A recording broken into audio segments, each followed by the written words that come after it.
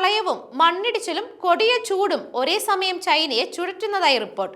രാജ്യം അതിന്റെ ഏറ്റവും വലിയ വെള്ളപ്പൊക്ക സീസണിലൂടെയാണ് കടന്നു പോകുന്നത്. ഈ വർഷം ഇതുവരെ 25 വെള്ളപ്പൊക്കങ്ങളെക്കുറിച്ച് ഉദ്യോഗസ്ഥർ മുന്നറിയിപ്പ് നൽകി. ഉഷ്ണതരംഗങ്ങളും വരൾച്ചയും അടക്കം വന്യമായ കാലാവസ്ഥ പ്രതിസന്ധിയാണ് ഈ വേനൽക്കാലത്ത് ചൈനയെ ബാധിച്ചിരിക്കുന്നത്.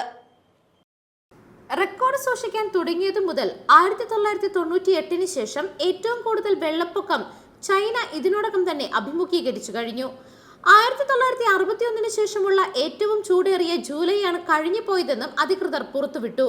ഇതുവരെയായി 3683 നദീ വെള്ളപ്പൊക്ക മുന്നറിയിപ്പുകളും 81 പർവ്വത വെള്ളപ്പൊക്ക ദുരന്ത മുന്നറിയിപ്പുകളും നൽകിയിട്ടുണ്ട് എന്ന് ഒരു വാർത്താ സമ്മേളനത്തിൽ അധികൃതർ പറഞ്ഞതായി ദേശീയ മാധ്യമങ്ങൾ റിപ്പോർട്ട് ചെയ്തു. 6.5 ദശലക്ഷത്തിലധികം ആളുകളെ മാറ്റിപ്പാർപ്പിക്കുന്നത് ഒഴിവാക്കാൻ 99 ശതകോടി ലിറ്റർ പ്രളയജലം വഴിതിരിച്ചുവിട്ട് 5000-ഓളം ജലസംഭരണികൾ പ്രവർത്തനക്ഷമമാക്കി.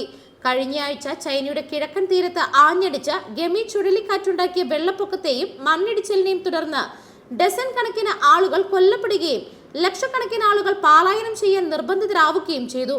ആയിരക്കണക്കിന് വീടുകൾക്ക് കേടുപാടുകൾ സംഭവിക്കുകയും കൃഷികളും കന്നുകാലികളും നശിക്കുകയും ചെയ്തു. പാലം തകർന്ന് നിരവധി പേർ കൊല്ലപ്പെട്ടതായും റിപ്പോർട്ടുകളുണ്ട്.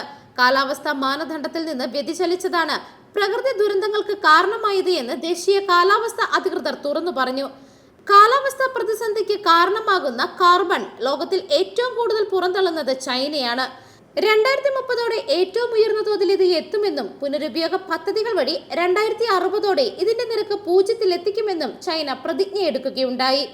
കാർബൺ ബഹിർഗമനം കുറയ്ക്കുവാനായി മറ്റെല്ലാ രാജ്യങ്ങളും ഒന്നിച്ചുള്ളതിനേക്കാൾ ഇരട്ടിക്കാറ്റ് സൗരോർജ്ജ ശേഷി ചൈന ഒരുക്കുന്നതായും കഴിഞ്ഞ മാസം പുറത്തുവിട്ട റിപ്പോർട്ടുകൾ കാണിക്കുന്നു. അതിനിടെ രാജ്യത്തെ നിലവിലെ ഉയർന്ന താപനിലയും മഴയും അടുത്ത 10 ദിവസങ്ങളിൽ തുടരുമെന്ന് കരുതുന്നുണ്ട്.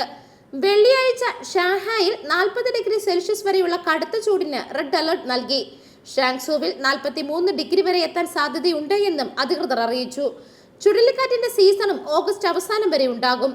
News desk മെഗ്നവിഷൻ.